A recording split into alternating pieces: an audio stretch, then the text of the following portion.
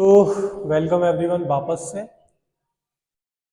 पिछली बार मैंने जो वीडियो डाली थी वो सब्ट्रैक्शन के लिए डाली थी, जिसमें मैंने सब्ट्रैक्शन की प्रैक्टिस करवाई थी आप लोगों को। ठीक है, आज की जो वीडियो हम डालने वाले हैं उसमें हम डाल रहे हैं मल्टीप्लिकेशन। मैं ये मानता हूँ कि रेशनल नंबर का जो सबसे सिंपल पार्ट है वो है आपका मल्टीप्लिकेशन। मल्टीप्लिकेशन एक इतना सिंपल हिस्सा है जिसमें कुछ नहीं करना, केवल दोनों चीज़ों को क्या करना है, मल्टीप्लाई करना है। क्या करना है वो भी मैं बता देता हूँ आपको। तो सबसे पहले और सबसे सिंपल पार्ट जो मैं मानता हूँ उसका, वो रेशनल नंबर का मल्टीप्लिकेशन है। ठीक है, चलिए तो शुरू करते हैं। और हाँ, सब्ट्रैक्शन एडिशन की वीडियो पहले डली है तो वो देख लेना, इन केस अगर हमें ज़रूरत पड़ी आगे सिंप्लीफिकेशन में तो आप भूल ना जाओ। क्लियर है? तो चलो, वैसे आज की मैं वो डिसाइड कर लेता हूँ कि आज हम पढ़ने वाले क्या क्या है। ठीक है, सबसे पहले तो हम पढ़ेंगे मल्टीप्लिकेशन।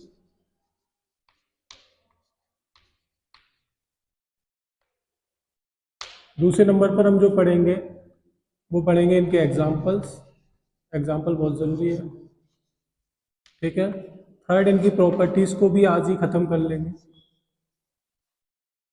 तो प्रॉपर्टीज़ के बाद हम इनमें एक दो क्वेश्चन और सॉल्व करेंगे। ठीक है, बट देखेंगे अगर प्रॉपर्टीज़ तक वीडियो लेंथी हो जाएगी तो वहीं पर हम इसको छोड़ देंगे। प्रैक्टिस सीट में हम अपने मल्टीप्लिकेशन को ऐड कर देंगे। क्लियर है? चलिए, तो सबसे पहले आप ये देखिए कि मल्टीप्लिकेशन ऑफ रेशनल नंबर या फिर मल्टीप्लिकेशन या फिर आप कह सकते हैं product of two rational numbers या फिर प्रोडक्ट ऑफ टू फ्रैक्शंस पहले कर लेते हैं, क्योंकि हमने सभी ने बचपन में पढ़ा होगा। क्या पढ़ा था कि प्रोडक्ट ऑफ न्यूमरेटर्स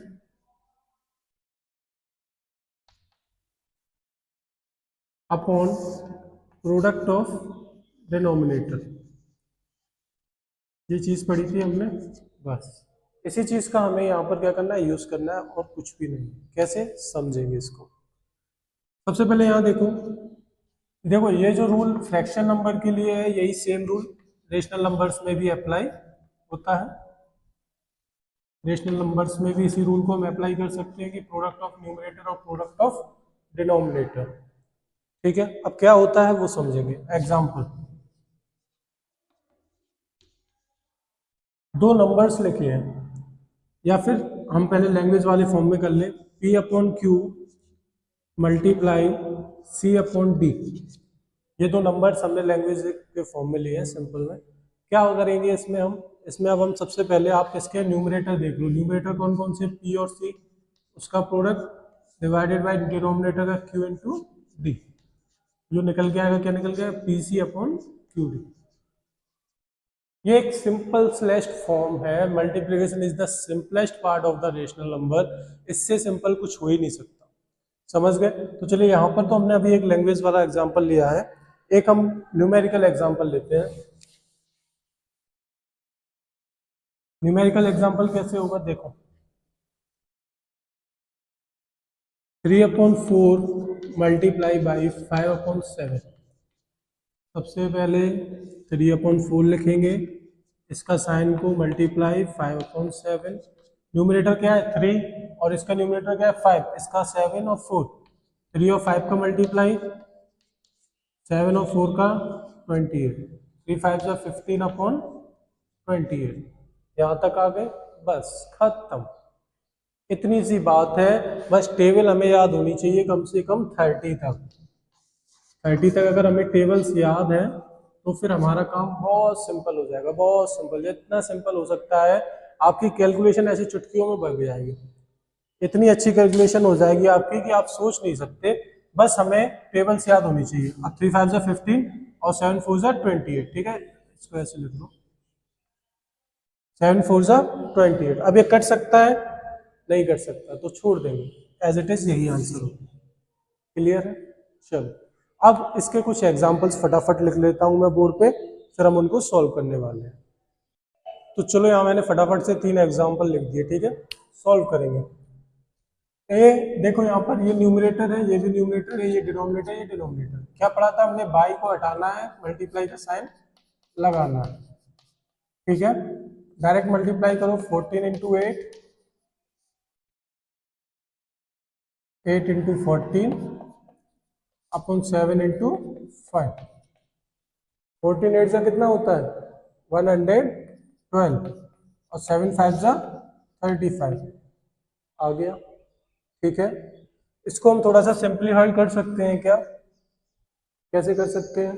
तो देखो 7 से इसको हम काटेंगे तो ये 7 से कट जाएगा। ठीक है, 7 1 जा 7 और 7 6 जा 42। ठीक है, और ये कट जाएगा आपका 5 से, ये हो गया 16/5। अब ये इससे ज्यादा नहीं कटने वाला। ठीक है, तो यहाँ 16/5 आपका एक्चुअल आंसर हो जाएगा। चलिए फटाफट ऊपर आएंगे। 13/6, ये बाई के निशान को हटाएंगे, मल्टीप्लाई लगाएंगे 8/9 बटा मल्टीप्लाई कर दो 13 8 जा 104 और 6 9 जा 54। कट सकता है क्या किसी से? काट देंगे। कटेगा ये किससे? आपका 2 से। तो 2 से काटो पहले, 2 5 जा 10, 2 2 जा 4, इसको काटो 2 2 जा 4, 2 7 जा 14, 52/27। ये कट सकता है? नहीं कटेगा, तो ये आपका यहीं एज इट इज रह जाएगा। क्लियर है? चलिए अब आ जाते हैं नीचे थोड़ा सा और इस वाले क्वेश्चन पर। 3/7 बाई हटाया 4। अब आपने तो बताया था कि न्यूमरेटर न्यूमरेटर डिनोमिनेटर डिनोमिनेटर, अरे कुछ नहीं है तो 1 लिख लो, कोई दिक्कत नहीं है। तो 3/7 इंटू 4/1, 3 4 जा 12/7। यहाँ ये 3 एग्जाम्पल हमारे खत्म हो गए। ठीक है, अब मेन एग्जाम्पल जो आ रहा है वो मैं आपको समझाता हूँ। देखो ये मैंने सब्ट्रैक्शन को भी आपको पढ़ाया था, अभी मैं फिर से पढ़ा रहा हूँ। देखो नोट लगा के लिख लेना, नीचे नोट लगा के लिखेंगे इसमें हम। देखो अगर एक नंबर के साथ माइनस है, किसी भी एक नंबर के साथ, suppose P/Q multiply minus C/D। ठीक है, तो ये जो आंसर निकलेगा वो बचेगा PC/QD और ये माइनस का जो साइन है वो आगे आ जाएगा। समझ गए? अब ये तो होगी एक बात। दूसरी बात यहाँ समझो कि अगर सपोज करो यहाँ 2 बार माइनस है, कितनी बार है? 2 बार। Minus P/Q multiply minus C/D, 2 बार मल्टीप्लाई है तो ये मल्टीप्लाई हो जाएंगे PC/QD, और ये जो माइनस माइनस 2 बार है वो आपका कट के किस में कन्वर्ट हो जाएगा? प्लस में। प्लस का साइन नहीं लगता। समझ गए इस चीज को? नोट करके लिख लेना कि 2 बार अगर मल्टीप्लाई है और उसमें 2 बार माइनस साइन है तो वो कट के प्लस हो जाएगा। समझ गए? ये बात हमने सब्ट्रैक्शन में भी बहुत बार पढ़ी थी। ठीक है, अब शुरू करते हैं इसकी प्रॉपर्टीज, क्योंकि प्रॉपर्टीज समझना बहुत जरूरी है। बट उससे पहले हम कुछ ये वाले माइनस वाले क्वेश्चंस को और कर लेते हैं। देखो ये तो अभी हमने सिंपल किए, अब कुछ माइनस वाले और कर लेते हैं। जब मैंने आपको ये बात बता ही दी है तो अब माइनस वाले क्वेश्चन भी हो ही जाए। ठीक है, तो मैं यहाँ पर नोट कर रहा हूँ माइनस वाले क्वेश्चंस को। देखो फटाफट यहाँ मैंने लिख दिया आपको 3 माइनस वाले सवाल। ठीक है, मतलब मल्टीप्लाई है उनमें साइन माइनस का। क्लियर है ना बात? चलो देखो यहाँ पर सबसे पहले हम क्या करेंगे, 9 इंटू माइनस 6/7 इंटू 11, 9 6 जा 54 और 7 7 जा 71, 7 इंटू 11 77। अब यहाँ मैंने क्या बताया था, अगर एक माइनस आए तो वो आएगा। ठीक है, ये एक माइनस आया यहाँ पर आ गया। समझ गए? यही हमारा एक्चुअल खत्म। इस वाले में आ जाओ तो -11/13 इंटू -12/7। पहले मल्टीप्लाई करो, -11 इंटू -12/13 इंटू 7। इसको सॉल्व करेंगे तो इसमें हम ये देखेंगे बहुत अच्छे से। पहले 11 और 12 का मल्टीप्लाई करो तो कितना हो जाएगा? 132। ठीक है, और ये 13 7 जा 91। अब यहाँ देखो एक माइनस ये रहा और एक माइनस ये रहा, तो ये दोनों माइनस माइनस कट के किस में कन्वर्ट हो जाएंगे? प्लस में। और प्लस को हम लगाएं या ना लगाएं इट डजंट मैटर। ठीक है, चलिए नेक्स्ट आ जाते हैं।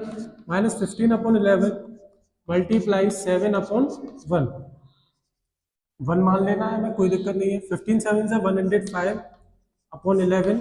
अब यहाँ माइनस अकेला है, सिंगल बार है, तो ये माइनस यहाँ पर आ जाए। क्लियर है? ये कंसेप्ट समझ में आया? इसमें आज नहीं, आप 9 10 11 12 जब भी जाओगे, मैं अभी भी देखता हूँ बच्चों को कि वो माइनस माइनस प्लस प्लस में बहुत कंफ्यूज हो जाते हैं। तो मैं आप लोगों को केवल यही चीज बताना चाहता हूं कि आप इसमें कंफ्यूजन बिल्कुल दूर रखें। एक माइनस है तो वो आएगा, और दो माइनस है मल्टीप्लाई में, तो वो माइनस माइनस कट के किस में चेंज हो जाएगा, प्लस में। समझ गए? चलिए अब बारी है हमारी। देखो यहाँ पर मैंने दो चीजें, यहाँ पर मैंने पहले आज की रूपरेखा लिख दी थी कि मुझे क्या क्या पढ़ाना है। मल्टीप्लिकेशन क्या होता है बता दिया, एग्जांपल्स बता दिए, प्रॉपर्टीज और बताएंगे। फिर ये वीडियो यहीं पर हम खत्म करेंगे, क्योंकि अगले क्वेश्चन में, अगली वीडियो में इसकी प्रैक्टिस भी तो डालनी है। प्रैक्टिस का इस बार एक मैं बहुत बढ़िया तरीका लेके आया हूँ, आप लोग खुश हो जाएंगे। तो प्रैक्टिस वीडियो देखना, तब समझ में आएगा। चलो सबसे पहले मैं इसकी प्रॉपर्टीज और लिखवा देता हूँ। तो चलिए शुरू करते हैं इसकी प्रॉपर्टीज को भी। अब यहाँ पर तीन प्रॉपर्टीज हैं, जैसे हमने एडिशन में पढ़ी, सब्ट्रैक्शन में पढ़ी, एज इट इज हमें कहाँ पर पढ़नी है, मल्टीप्लिकेशन। सबसे पहली प्रॉपर्टी लिख लेते हैं, लिखना बहुत जरूरी है, जितना हम लिखते जाएंगे उतना हमें बेहतर समझ में आएगा। क्लोजर, कम्यूटेटिविटी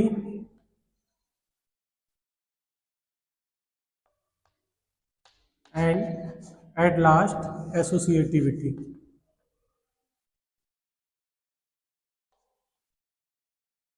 लिखना बहुत जरूरी है। मैंने क्या कहा, जितना लिखते जाएंगे उतना जल्दी हमें और उतना अच्छा हमें समझ में आता जाएगा। सबसे पहले प्रॉपर्टी क्लोजर। एडिशन सब्ट्रैक्शन की याद है? एडिशन में क्या बताया था, the sum of two rational number is rational, the subtraction of two rational number is rational. तो इसमें भी वही है, इसमें भी वही है। क्लोजर प्रॉपर्टी में भी क्या है, the multiplication of two rational number is rational. The multiplication, या फिर लिखो the product of two rational number is rational.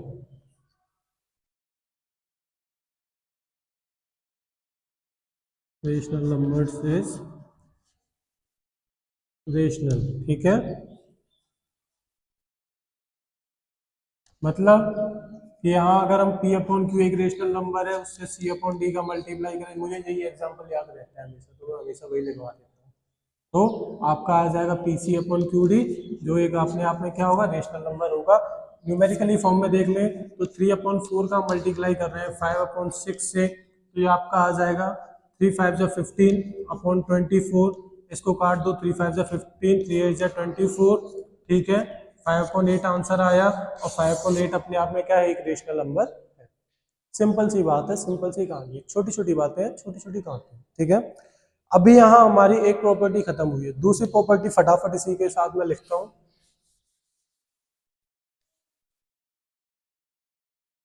Commutativity.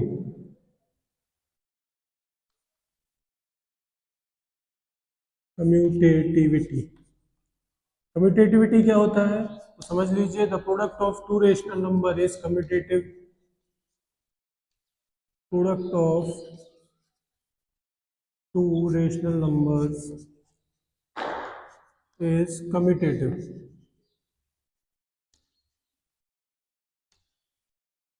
Is commutative. Commutative मैंने कहीं पढ़ाया है, हाँ सब्ट्रैक्शन में पढ़ाया है कि आगे पीछे कर देते हैं तो कोई फर्क नहीं पड़ता। एडिशन में पढ़ाया है, सॉरी, एडिशन में पढ़ाया है आगे पीछे कर देते हैं कोई फर्क नहीं पड़ता। सब्ट्रैक्शन में पढ़ाया है आगे पीछे करेंगे तो गलत हो जाएगा। ठीक है, यहाँ क्या है कि हमने दो रेशनल नंबर ले लिए, पी अपॉन क्यू लिया और एक सी अपॉन डी लिया। ठीक है, पहले हमने क्या किया, P upon Q multiply C upon D किया।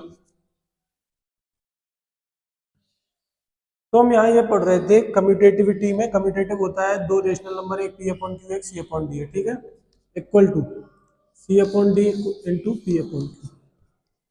कुछ याद आया?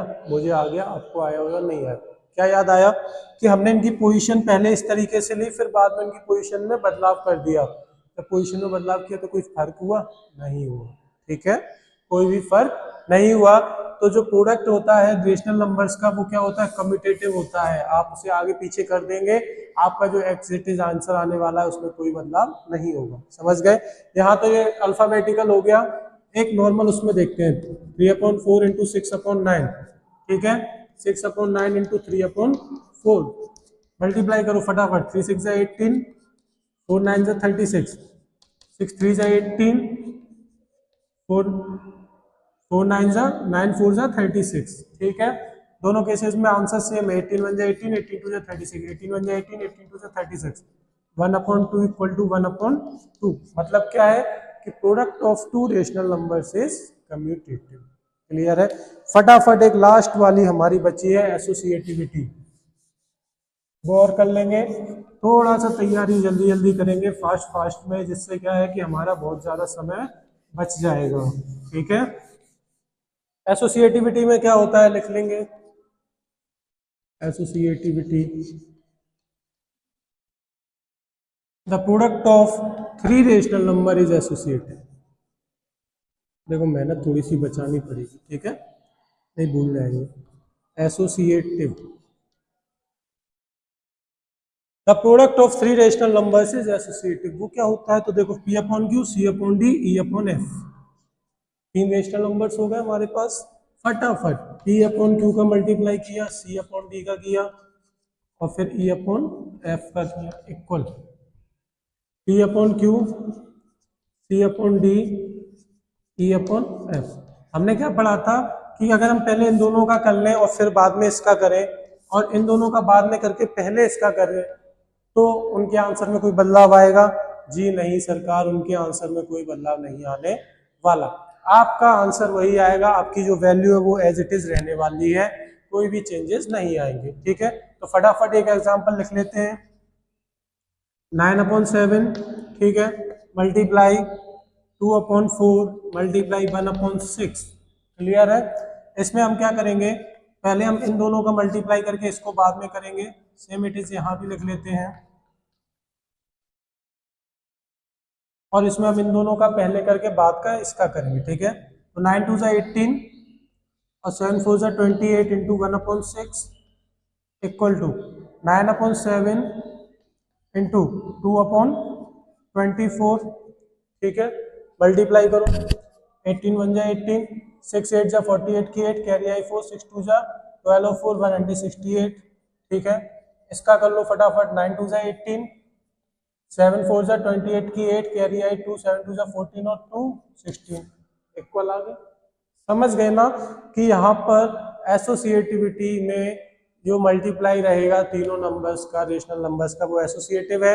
आप पहले किसी का भी कर दें, बाद में किसी का करें, कोई भी फर्क पड़ने वाला नहीं है। तो एडिशन और मल्टीप्लिकेशन इन दोनों में कम्यूटेटिव होता है और एसोसिएटिव होता है। समझ गए इस चीज को बेहतरीन तरीके से।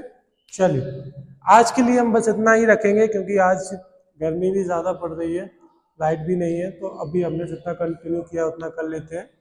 कल के लिए जो आएगी वो आएगी हमारी प्रैक्टिस शीट। प्रैक्टिस शीट के लिए मैंने एक बहुत अच्छा तरीका सोचा है।